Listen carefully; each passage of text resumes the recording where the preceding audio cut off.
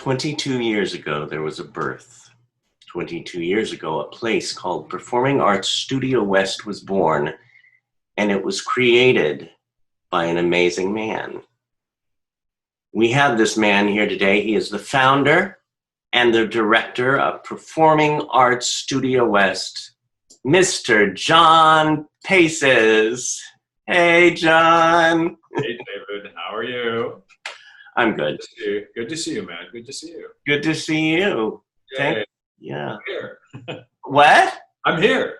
You're here. I'm here. And, you know, first of all, before I wanted to go any further with questions, I wanted to thank you for inviting me to your family 7 years ago, because, you know, it's been icing on a cake for me, for my life. I mean, I heard about Performing Arts Studio West years ago, 15 years ago, and I've always wanted to come. So I finally came one day, and I walked into the place and was like, whoa, I mean, you go through this first room, and then you have your office and the music bay, and then the editing bay, and then this big area where there's where you could do stage productions. And then you go outside to see another building which has the agencies, and then the dance room. So I'm like, anyway, that's the description that I first went. And I said, as you remember, I said, if you ever have a job, I'm opening, I would love to be there. And 3 months later, thank you. It didn't take too long after that, did it? Nope. So, and may I say, David, before we go on, may I say that you being part of the family and you joining us, how many years ago was that now? I think 7 years. Yeah. It has enriched the studio. It has enriched all our lives. It has enriched the lives of our participants. And personally, it has enriched my life. So thank you for being open to joining us and being part of the family for so many years now. Well, it's a true blessing.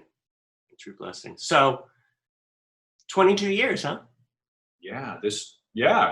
Today. If this is airing on June 1st, then it's today. Yes. It's today. Yeah. Yay. Happy anniversary. Woo! To all of us. Is it what you expected? I mean, did you expect it to get to 22 years? What did you expect? I had no idea, I mean, we started off so small, and, just an idea of, okay, what can I share? Because I had already been working with adults with disabilities for 17 years prior to opening the studio. And so this September is going to be 40 years that I'm working with adults with disabilities. Can you believe that? 40 years. That's wonderful. And so, I left the job that I was at because the agency closed. And, I mean, I had been a musician. I had been an actor, a lot of stage work, teeniest little bit of TV, teeniest little bit of film, but mostly music and stage stuff. And I always used to use music in my classrooms when I was a teacher way back in the day, starting off working with the population to kind of bring these guys out of their shell and have fun and kind of explore things with them that they may not have even known that was in them. Mm-hmm. And so when that agency closed down, I'm just going, God, what am I going to do? Yeah. I said, I know working with this population. I've been a musician. I've been a singer. I've been an actor. I've been a dancer. I've danced professionally for, a lot of years. And I said, maybe I can start something different, Yeah. So I went to our funding source, the regional center, and, put a proposal together and said, what do you guys think of this? And they said, this sounds different than anything that we have. So they gave me a very, very small grant, and I bought a little camera, and I bought a little tripod, and I bought a little TV, and I bought a little keyboard and some music books and tables and chairs and stuff. And that front room that we have, which is, not huge, but pretty good size. Yeah. That's where we started. That was the whole building back then. And the front management offices, or the front support service offices, were all of our offices. And there were times when we had 8 people working out of that one office. Wait, that one where Damien works? Where Damien is, yes. Now it went back a little further. It went back to where the staff lounge is. Right. So it had that other 4 or 5 feet or whatever that is. And the side door coming in was another entrance to that. But that's where all of us were working. So we had all our computers, all our recording equipment, everything there. So, but I really had, I had no idea how far this thing would go. And I thought, maybe the goal is if we could do some original shows, or we could go around to retirement homes or other day programs and Right. put on musical presentations. I sound condescending. Put on little musical presentations. Well, like the shows you put on are little. Yeah. Well, back then it was me with a keyboard and 5 performers. Right. Singing, and we would go to a retirement home, or we'd go to another day program and entertain. And then I thought maybe if we could get these guys background work someday, that might be something that we could lead to that. But I didn't really know. And so, I started off as the only employee, and I started off with 5 people, one who is still with us today, Pam Rauka. So happy anniversary to Pam too. It's 22 years for her. Hey Pam, happy anniversary to her. And then our ratio, and still is, it's a 1-to-6 ratio. And so it's 1 staff person for every 6 participants that we have. Right. So up until my 7th participant, It was just you? It was just me.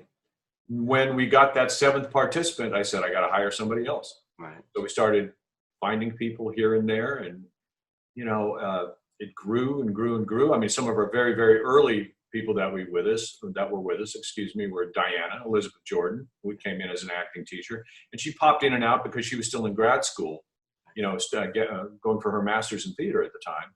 Carmel was there pretty early, and I think out of the crew that we have now, those are the ones who have been with us the longest. But so I had no idea where it was going. I really did. What a great beginning. I mean, and it is like, from going to a little box that just opens up and becomes a whole world. What are you most proud of? I think the sense of passion among the staff that we have put together, the family that we have put together. I mean, everyone on staff is so passionate about what we do and has such a desire to share what we do with the people that we work with. And I think that's what I'm most proud of. And I think everything else that has happened, and hopefully greater things will happen, more things will happen, will come from that. From the sincerity, from the passion, from the commitment that we all have. I think that's how anything in life builds. Yeah. And it was such a group we have. I mean, it really is. Twice a week now we get on our meetings, and every day right before 10 o'clock I get excited because it's like, what a beautiful way to see all those beautiful faces that we work with. Yeah, it is great. And it just, in this crazy time of COVID-19 and, what we're having to go through, it really makes me, I know that I miss everybody, Yeah. But seeing everybody a couple of times a week and talking with them on the phone repeated, we talk to each other on the phone all the time. Yeah. And it makes me realize how much I miss everyone, and that we have really become this creative family. And oh my God, the projects that we've created over the years, we've done together. I mean, it's like we're this machine. We're this crazy, passionate, insane machine. Yeah, pumping this stuff out. And it's truly amazing how every year you write these new shows and they just like come out of you and they're brilliant. I mean, I was looking at all the different shows. I mean, every year we have a Harv Stevens event. Mhm. The next installment of the Harv Stevens, you have oh my God, musicals and Recovered, and then the most recently last year, The Alternative. Yes, yeah, and those have been very, extremely exciting. And one of the things I like is how we're upping the game with regard to production values and stuff. And I have to tell you, David, the first two original musicals that we did in that front room. Okay, you know where we have the barn in the back where all that storage equipment is, but that used to just be empty space, okay? And so we could literally take where the music area is, towards Damien's office. Yeah.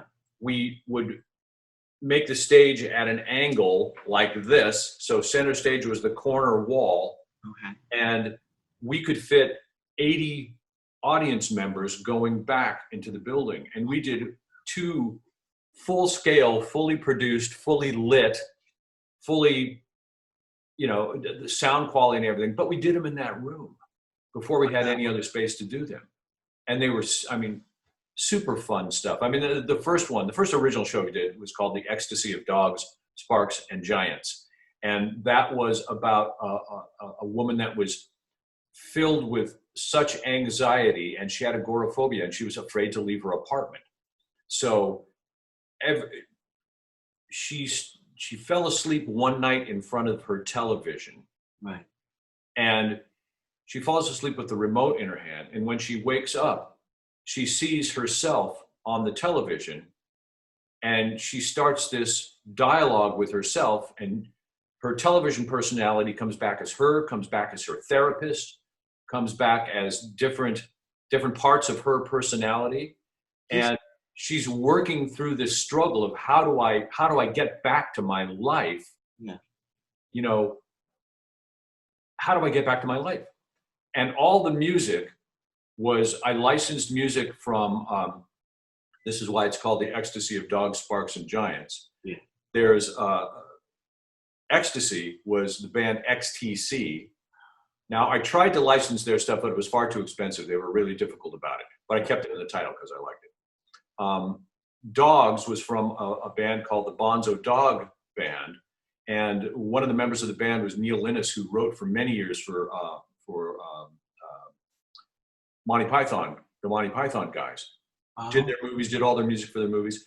So we had music from that, Dogs, Sparks, Giants. There's a band called They Might Be Giants that are and these are all quirky, odd songs. Yeah. So it was a collection of those songs and then 2 original songs, one written by myself and one written by our music director at the time. And the band was live on stage. We started off behind a partition, and then all of a sudden the partition moves and we're interacting with her, and she's going, "Who the hell are you?" And we're going, "We're your backup musicians. We're here to help you through this thing," And all the songs were her trying to work out stuff in her head. So there would be something where there'd be a knock at the door, and she'd open the door, and a group of like Elvis impersonators would come in with gigantic foam Elvis wigs, and they'd do an Elvis type of number, or there'd be a rock number, or there'd be, all different styles of music. And it was her working her ability to finally bust through and get out again. And at the end, she does leave the apartment. We did a great thing where she ran out the door, and then on the TV, we cut to a shot of her running through an apartment building and going by the pool. And all the people that she had seen in this dream, this Alice through the looking glass type of experience, were people from her actual life. Wow. There was a pair of conjoined twins who had come in, and they were sisters who lived in the building. There was the pool guy who came in as somebody else. There was a delivery guy that came in as somebody else. Anyway, but it was wacky as hell. And it was a good jumping off point, for what we were doing. And I said, it was always my goal. I just wanted to say, I want to do stuff that makes people laugh, number one, Yeah. and think, number two, and then also for them to say, gosh, dang, that was a great show. That was a great show. And not, hey, that was a great show for people with disabilities. Right. That was a great show, you know? Yeah. And, you know, fortunately, we have always had so many strong character types that were strong enough actors to be able to allow me to say, I can write for this person. I Yeah. can write for this person's personality Right. or speech pattern or you know, if somebody was on the autism spectrum and they had an interesting way of communicating, I can write for that person. So that was the first, you know, jumping into something that was original. Well, and one thing I love about performing arts and the family that we all have is that when I go in to teach a class, I'm teaching John Tucker, or I'm teaching this actor or that actor. It's not about the disability, Right. because all of these wonderful students, all of you wonderful students who go to Performing Arts Studio West are amazing actors. I mean, everybody has their strengths. You know, I have my strengths, I have my weaknesses, but we focus on that, and that's what I love about it. Is I'm teaching an acting class. Right. Exactly. And it's marvelous because you know, you and the other teachers, we don't dumb down things for these guys. You know, it's not if you walk into that and you close your eyes and we listen to the way that you guys are delivering the curriculum, and it's like listening to a professional acting class, because that's essentially what it is. That's what we're going for, obviously. Well, I mean, especially in this town, because, you know, they're going out for auditions, they're booking, you know, roles. So it's like, you know, and I, you know, one of my things is people ask me what sparked me to get into this community? What sparked you to get into this community? I mean, you were acting, you were singing, you were... Yeah. Well, my mom was a special education teacher. All right. She was a resource specialist, and she worked with people with special needs on the upper end of the, you know, of the, somewhere on the spectrum. Some, you know, just had some other kind of mixed diagnoses.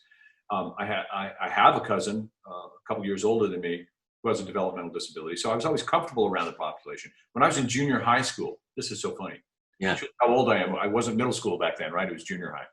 And there was a class of a group of students there. So this is 7th and 8th grade. And these were all people with physical disabilities. There were people with CP. There were people, you know, wheelchair users. And I found them so goddamn interesting, you know, to talk to them. And they were funny. They had marvelous imaginations. We would, you know, do wheelchair races and stuff on the asphalt and read Mad Magazine. And I'm just going, God, these guys. And each one of them was limited in some kind of way physically, but their brains were just so, you know, they were so intuitive about things and so intact in their communication skills and what they thought about. It was just like any other person of that age. And I just found them super interesting.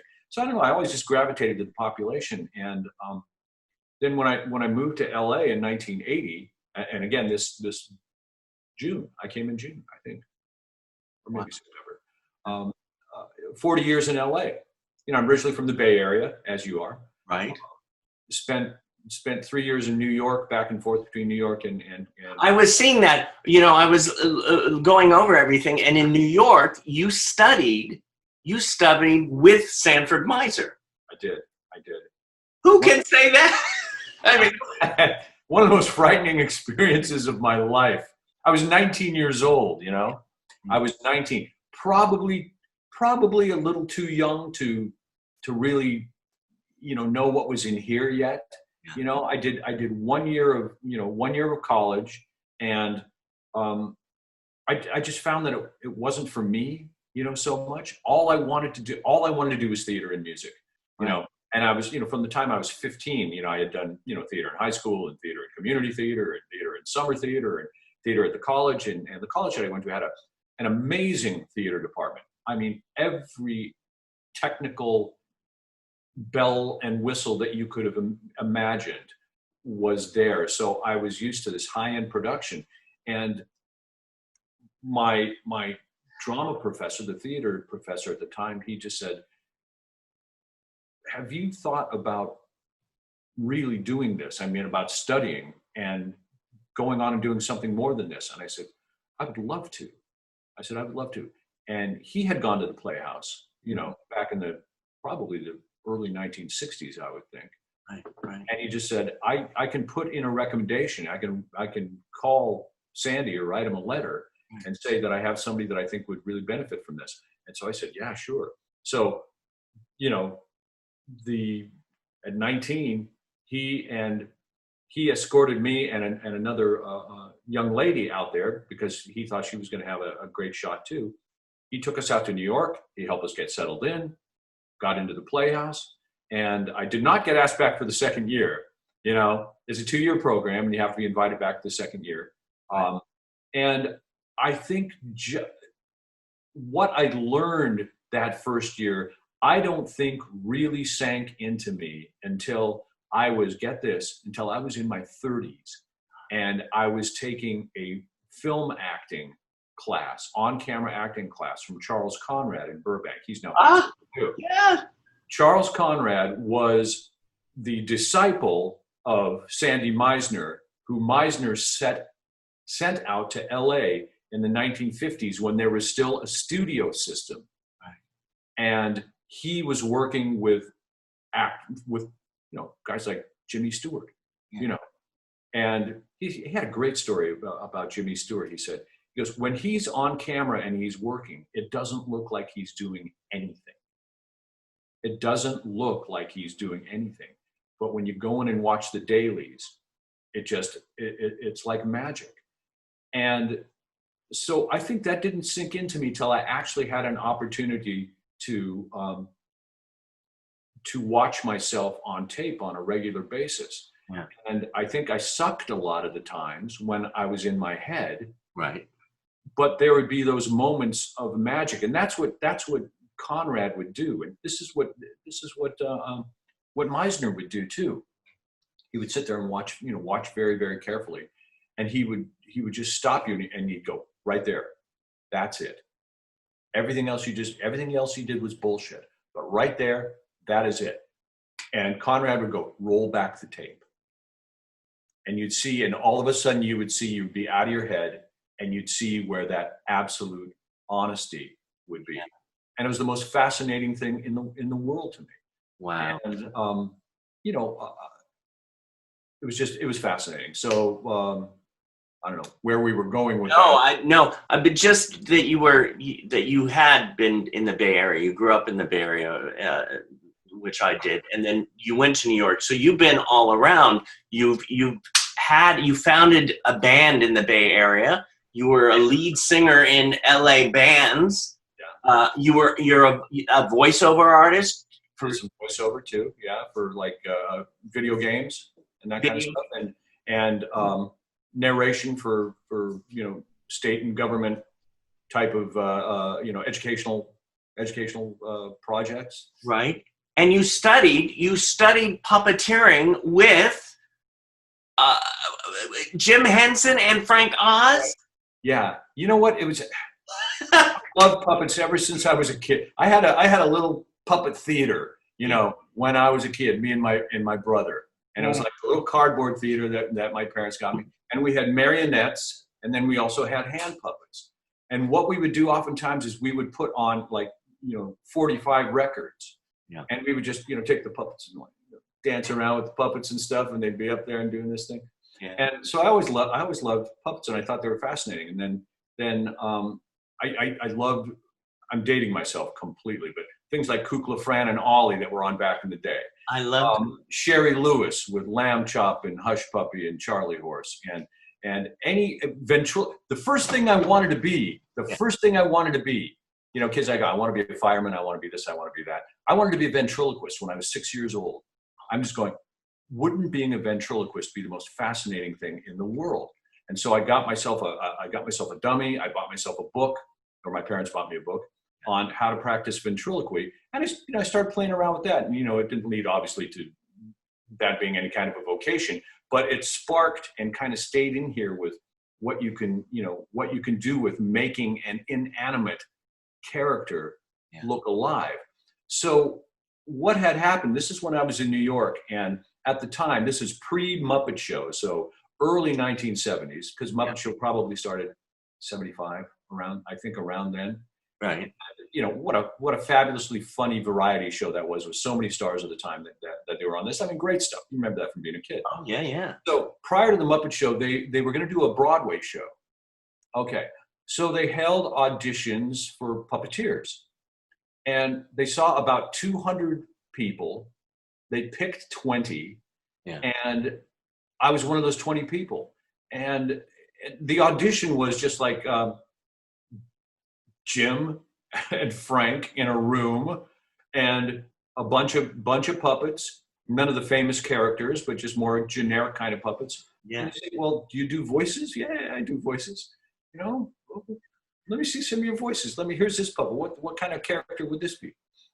And so I just played around with it, and I got a call a couple of weeks later, I guess, and they said, you want to come do this? I'm just going, Jesus Christ, are you kidding me? I said, are you kidding me? Absolutely. Yeah. Absolutely. And so we did a training session with them prior to the Broadway show. Right. The Broadway show never went down, okay? It never went down. I, in the meantime, had come back to California for a vacation. I had done some theater that summer too, which is another great story about how crazy actors are and how hard they work when they love something. Yeah. But I come back to California, and I got really sick because I burnt myself out, you know, from summer theater, and I got mono really bad, and I was on my back for 6 months practically. I had to move back in with my parents. I didn't do anything for 6 months. Yeah. But so I said, well, that's one thing I lost out on, that relationship, at least, even though the Broadway show didn't go up. But Right. I said, dang, that's one of those opportunities just kind of slipped away, you know? And at the same time, I had auditioned for Grease on Broadway when it was still running on Broadway. And I had been called back. I was on my third audition. For Grease. And yeah, for Grease. And I got a call too when I was in California. We'd like to use you in the show. And I said, I'm stuck. I'm here in California and I'm not well, so I can't come back. So at the time, those two losses, whatever, right, were so devastating to me. But then I think with where I am now, had that stuff happened, I'm guessing Performing Arts Studio West wouldn't have happened. No. You know? It is so true that we go through certain things in our lives, and I could see, when you were talking about all these different things that you have done, it made me see you even deeper than I have. I mean, I've known you for more than 7 years, but to see all the levels that you have inside of you that brings out you. And thank God you did say no to that, because I think you're right. I think Performing Arts Studio West wouldn't have happened. You know, I always think too, and just as an adjunct to the puppeteering thing, I did get a chance when I came to LA many years later, and to be part of two very large scale, wonderfully produced television projects, and be able to work with giant puppets on, with multi people, manipulating these things, watching yourself on TV cameras, wearing headsets, and fabulous sets and castles and dungeons and all sorts of wild things. So I did get the opportunity to do that professionally, which I was very happy. So it came around. It's all that's everything that we go through, everything that we learned, everything that we experience. I think it goes into this, it goes into this bottle. You put the cork on it, and then when you need it, you take the cork out, and out comes the magic that you've learned or acquired, and you put it towards something else. You know. That's beautiful. That's beautiful.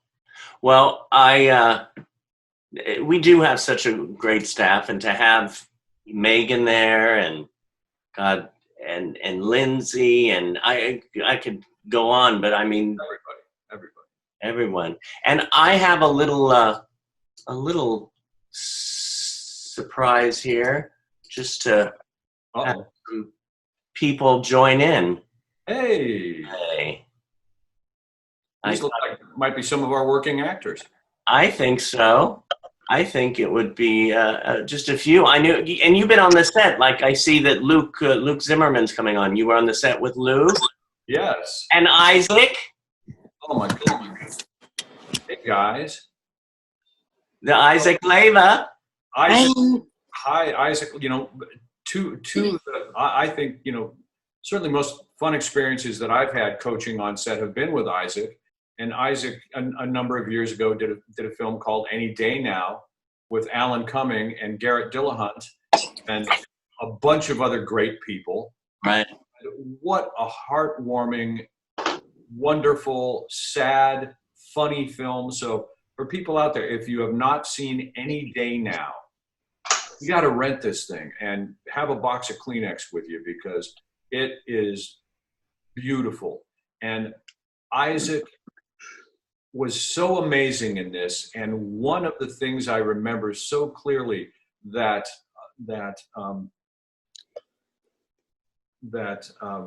Alan said was that working with Isaac made him remember what it's like to be a good actor, because he was so in the moment with every single thing that was going on. Perfect example. There was a scene that was done that was supposed to be Christmas morning. You remember that scene, Isaac? Mm-hmm. It was Christmas morning in their apartment. And we shot this out, and God knows where this place was. And it was probably 95 degrees on set. It was in a tiny little space. Everybody was wearing holiday sweaters. They were sweating bullets. And, you know, and here we're supposed to imagine that this is Christmas morning. But when Isaac walked onto the set, yeah, it was Christmas morning.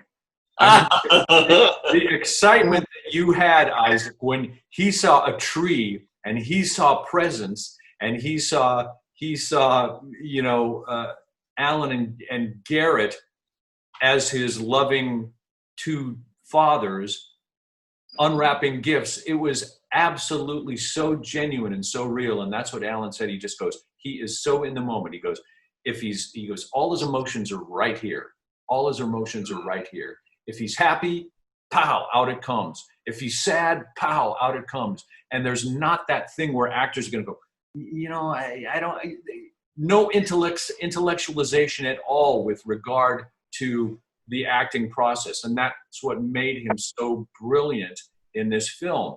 That carried over to when he was working with Bryan Cranston, for God's sake, you know, in Wakefield, having the opportunity to work with Bryan Cranston in a film. I mean, my God. And it was that same thing. And almost all of the scenes that Isaac had with him were up in the attic. And for those of you who don't know the story, Wakefield is about a man who basically goes missing from his family. He's got a beautiful wife played by Jennifer Garner, two beautiful teenage daughters, and he decides this life is too much. He backs away and hides in the attic above his garage, and everybody thinks he is either dead or just missing. And he observes and watches his family through binoculars, and then he sneaks out at night to eat out of garbage cans. It's a bizarre story. So Isaac plays one of a group of neighbors with a disability who are working with, you know, it's kind of like a group home situation. And they are the only ones, he and another person with a disability, played by Pippa Bennett Warner, I think is her name. Oh, and forgive me if I get that wrong, but I'm pretty sure that's it. British actress, so talented. And they see him through the window, and they eventually sneak up into the attic. And the first time Isaac's character, Herbert, goes into the attic, there's all these things that would traditionally be, there's a baby carriage, there's, discarded something or another else, there's something else. And do you remember this, Isaac? And there was a wedding dress that was hanging in plastic. And what the director had told him, she said, just go around and look at everything. Just look at everything. And so we're going, okay, Isaac, you're just going to go around, you're going to walk around, you're going to look at everything. Yeah. Right. So Isaac walks around, he goes over to this, he touches this over there, he sees this over here, he looks at it. He walks over to the wedding dress, he puts his hand on the plastic, and he starts crying. And everybody, and excuse my language, everybody in Video Village just goes, oh shit. It was just like, where did that come from, and how beautiful is that? And that is what makes any actor interesting. He bringing something from nothing that you're just going, what is going on? What is going on with this person? So kudos to you. And I'm sorry if I took up your time, Isaac, but I just wanted to let people know how wonderfully accomplished I think you are. And Isaac's had the opportunity. He's traveled to New York. He's traveled to Japan. He's gone all over the place promoting the films that he does. And what an experience for you, young man, right? Right. And I got my signed copy of Any Day Now, didn't I? Oh, beautiful. I love it. Beautiful. So thank you, Isaac, for being here. That's just marvelous. John, go ahead, Isaac. Yeah. Oh, what? You're welcome. Well, it's a joy. I mean, it's people like you, actors like you, Isaac, and everybody at the Performing Arts. John, we love you so much because, again, you have created this amazing space for such talent to grow and breaking through the, they talk about glass ceilings, listen, you're breaking through the glass walls, this, that, and the other. And I just want to say, we all absolutely love you. And I love you guys. And so many of us are here to just say we love you. Oh my goodness. Well, hello, everybody. Hello. Oh. What a surprise, GM. Huh? Oh, that is sweet, you guys. Thank you so much. I love you. Oh. I love you too, guys. Man, I just saw you. What a double dose of love here. Hi, everyone. Fly, David Zimmerman, more than a double. Hey, John. Daisy, say hello to your uncle. Hello to your uncle. Thanks so much. Hey. Thank you, guys. Thank you so much. It's so Look, that's funny. I love you. Love you, Cupcake. I love you guys. What's the Love you. Could not be possible with you guys. Could not be possible without you guys. You are what makes this thing hum. You are I love you, John. The staff, the instructors, our participants, our actors, everybody working together as a team. Thank you. Thank you so much. It's just so sweet. Happy anniversary. Happy anniversary. Yeah. On the count of 3. 1, 2, 3. Happy anniversary. Founded in 1998, Performing Arts Studio West, also known as PASW, provides hands-on individualized training, career management, and on-location support for performers with intellectual disabilities working in film, television, and commercials. Our year-round training program gives each performer the chance to explore their creativity, test their courage, show their determination, and build their self-esteem. PASW is a nonprofit affiliated arts program funded by the State of California Department of Developmental Services through the regional centers of the Greater Los Angeles area. Performing Arts Studio West's main focus is to provide professional performing arts related training for adults with intellectual disabilities and create opportunities for them to work in integrated settings in the entertainment industry. The curriculum includes acting, music, dance, monthly performance showcases, and professional in-house productions. PASW actors have appeared in over 1,800 roles since the studio's inception in 1998. Performing Arts Studio West trains and represents actors and performers with Asperger's syndrome, autism, Down syndrome, cerebral palsy, seizure disorders, and other developmental disabilities. PASW's Talent Management Department researches and submits clients for both disability-specific and non-disability roles for both union and non-union projects, including film, television, music videos, and commercials. Our management team takes headshots and develops resumes for clients who desire to work professionally. Acting instructors teach scene study, character development, cold reading, improvisation, and audition techniques, in addition to on-set protocol. Our industry liaisons work with SAG-AFTRA, casting directors, producers, and directors to promote and increase the hiring of performers with disabilities for entertainment industry projects.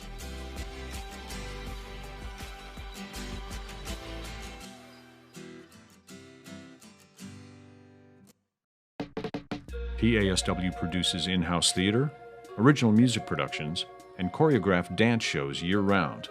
Performing Arts Studio West is now focusing on a uniquely creative endeavor, reconstructing classic childhood nursery rhymes through surreal, dark, and alternative art styles that are both imaginative and thought-provoking.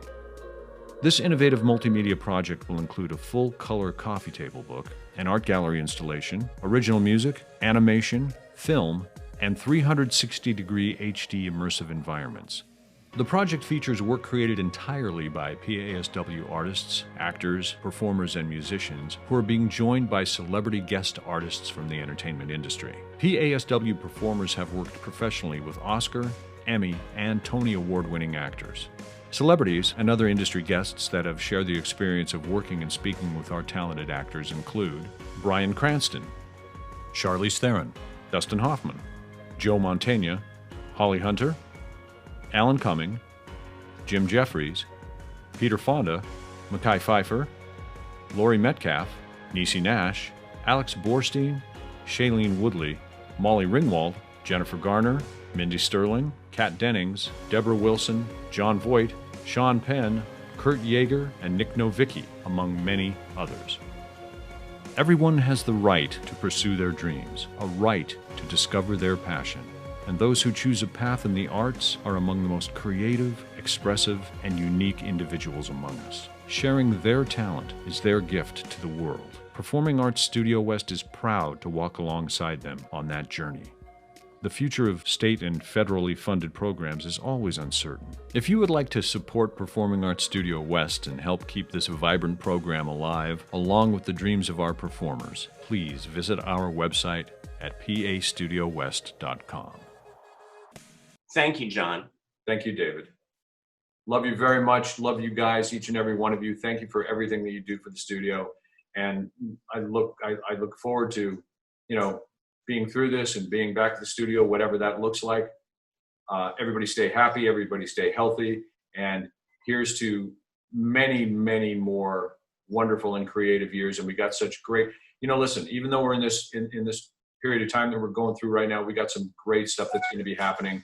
And things are just going to explode. I think in the fall, things are just going to absolutely explode. We're working so hard behind the scenes to make wonderful things happen, and it's going to be different. It's a different world right now, and we're going to adjust to that world, and we're going to keep growing and creating and loving each other and making wonderful art and wonderful music, and we're going to get after it, right?